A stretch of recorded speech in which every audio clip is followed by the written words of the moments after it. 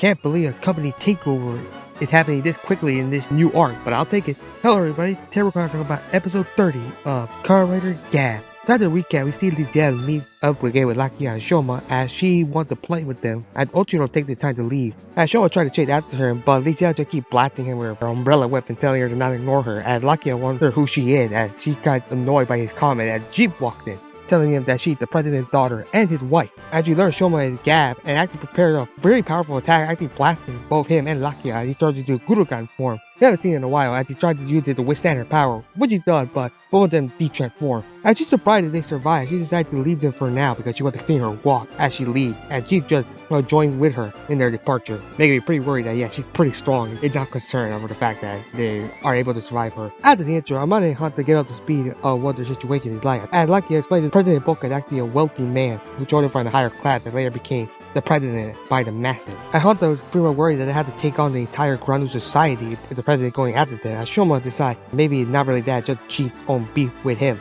I decided to focus on the missing players for now. And Hunter just thinks that the Grandu just another old man. Lakia tells him not to underestimate him. And they just argue with each other. I was about to say that people disappear from that stadium a lot of time over the past few days. Try to split up to investigate them more. And interestingly, we see the president meet with one of his supporters, Magen, in one of his, I'm gonna get that the type of White House or something like that, but they're gonna call it that. And interestingly, Magen is actually voiced by Wataru Takagi, who I only know him from Onizaki from Great Teacher Onizaki. So that's why his voice sounds familiar. And he's pretty much wanting to support to stop a younger candidate from taking over the president's seat. And Boca decided to agree with that as long as he supports Magen's own company. And he eats the dark treat for the first time. Gets really addicted to it, saying what it is, wondering who made it, as Boca summoned Lango to his side to give him a sample of it for a gift. And he leaves very happily, as he's pretty much shocked by how the power of a dark treat had over these people, how quickly it is to make them addicted to it. And I can see the value of the human sacrifice, which just shows, yeah, he's gonna be an enemy to us. And it's pretty cool, we actually see the bodyguard of his, that is pretty good design with them,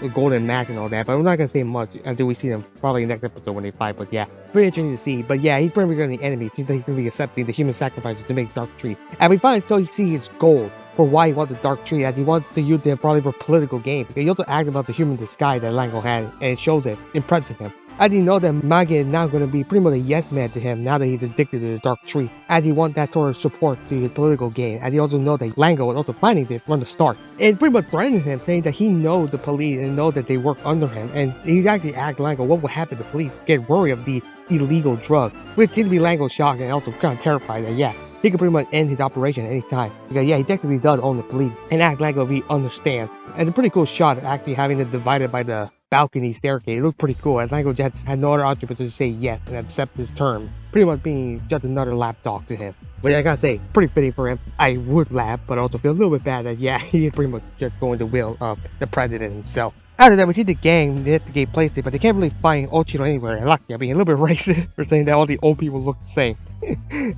Don't worry, Hot does also racist to Grandu, so it evens out.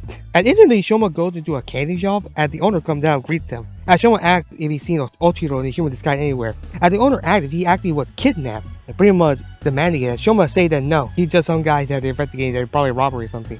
And he tells Shoma he never actually saw him. As Shoma takes his leave as the owner greets some guy. I gotta say, it might be future event because I know for the preview next episode, he's gonna be playing some sort of part. I'm just calling it now that this character is gonna be a relative of Shoma from his mother's side. I'm just calling it now. That's why he was so shocked when he got so triggered from the comment about being missing people. That's my theory right now. Afterward, we see Boca doing his job, president's duty, signing documents, that at least he'll return with gifts from the human world. But he doesn't seem to appreciate it, as he tells her that he likes her more in not to use that human disguise. And also said that she had finally accepted Jeep as her husband. Interestingly, Litel said that she doesn't care what happened to her stomach sibling as long as she doesn't touch Jeep at all, which she seemed to understand and actually accept as he decided to leave for another trip. Initially, he tells the guard to throw away all the gifts as he seemed to know that she just loses interest in things eventually, so maybe that's foreshadowing about the way that Jeep might be thrown out of the corner. We have to wait and see, but I'm not really very cautious with Jeep. As the gang regroup with the funny sound effect of their mission being dead end, as Hunter decided to put his skills to the test as a detective writer type of thing, and decided to retrace the player's steps as they go through a shop, which is pretty cool that Hunter has his own shade. And then Mama tells them that she had the information from the store owner that the player did come here briefly after the game yesterday.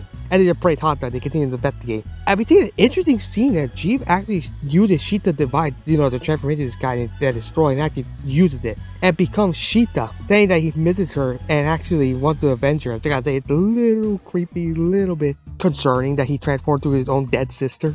I don't know, I'm pretty concerned, especially since Lizelle walked in him doing it. And he's about to turn it off, but then she tells her that, I'm not telling you to worry about it, and she actually tells him that she still looks adorable no matter what. And I just say, creepy alert, this is creepy. I mean, it's creepy that your own wife walked in on you being dread at your twin sister that's dead. I mean, that's so creepy. I don't know what to do with it. The gang travel a lot, but decide that they need a break and go to a bathhouse in order to refresh. Except for Shoma and Lakia, they know they can't really enter because of their little Gavv thing. As they go inside, Hanta enters to relax. Shoma enters as well, but finds out that the owner of the bathhouse, or the reception, is actually Ochiro. So as he transforms in order to escape, as our two riders chase after them, Lakia and Amane decide to go find a boiler room and actually find the compressed people, even finding the players themselves. So pretty lucky, but then an agent of Lango comes in to attack them. Amane is shocked to find how the compression looked like and how the agent looked different from Shoma's little minion. Lakia transforms to a jelly form in order to fight against the agent.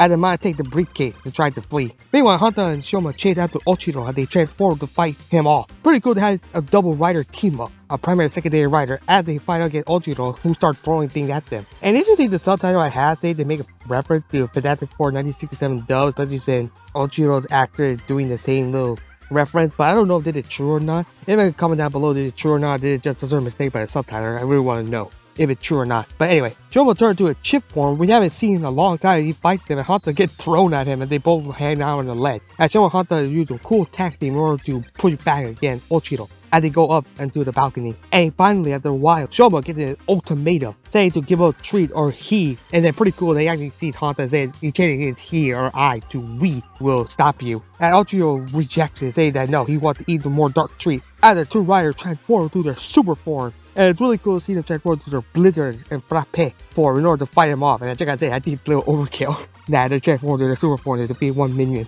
I think Lakia also tries to defeat his own agent. But pretty cool that actually activate the arrows in order to make them visible. And even cool that the agent's pretty strong because Lango agents are strong and they actually use some sort of smoke screen and it opens up some more dust in order to actually see Lakia. They actually invisible and actually managed to shoot him out of his invisibility. But not before the arrows were invisible starts raining on him, killing him. But it's pretty cool to see how Lakia defeats him. And usually Shoma and Hanta doing pretty cool teamwork, actually using a pretty cool attack that they work together to take down Ochiro.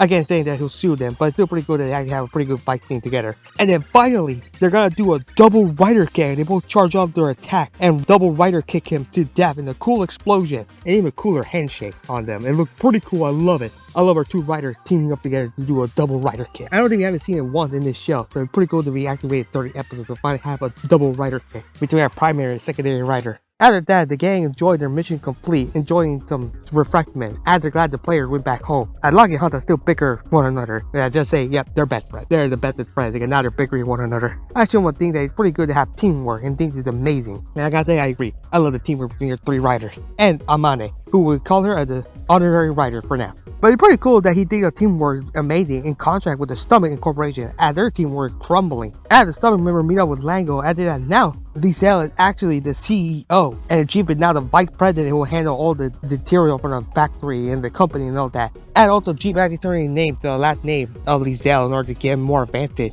As Lango is demoted all the way to procurement duty, as he tells him to do well, and Lango seems like he wants to just strangle his own brother. I would not blame him. As the episode ends there. Overall, it was actually a fascinating episode with all about Jeep and Shiita's whole thing about trying to transform to his sister. So yeah, I can see why the actress didn't have her flowers. She still was gonna come back in the show. I would say Lizelle, I think, might get bored of Jeep, especially since how the father commented in the gift thing. That you get bored of them eventually, so try to dispose of them. You never get attached to anything. Making me think that she won't get attached to Jeep after a while, might actually throw him away after she makes them uninteresting. That's my theory right now. I would say I'm more worried about Jeep and Shiita's situation, transforming to Shiita a lot. I'm wondering that he might actually start actually going insane, but we have to wait and see about that. And especially Lango not being procussion duty, probably in the same level as the part-timer. Make me think that's why we see him transform to monster form. Maybe we're gonna see him become a monster form more than average. That's my theory right now. I also think that I'm gonna get that now that the President Polka is the villain right now. I'm gonna think of the same thing with Double. You know how in Double the Sonozaki family actually were defeated before the final episode and then were defeated by the Utopia Dopon? I don't remember the guy's name, but that was so many years ago.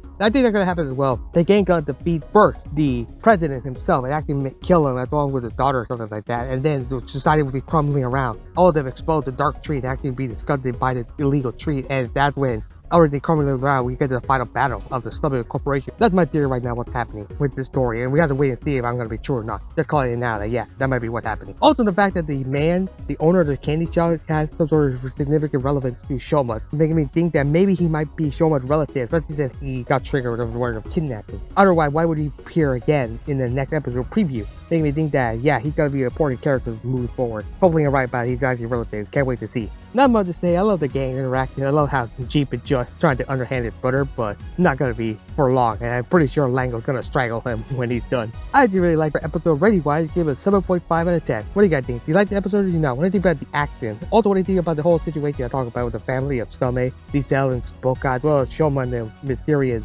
candy shop owner, as well as our gang teaming up and defeating the Grandu Ochiro? Leave a comment down below and subscribe for more Kamen Rider Gavv content. Peace.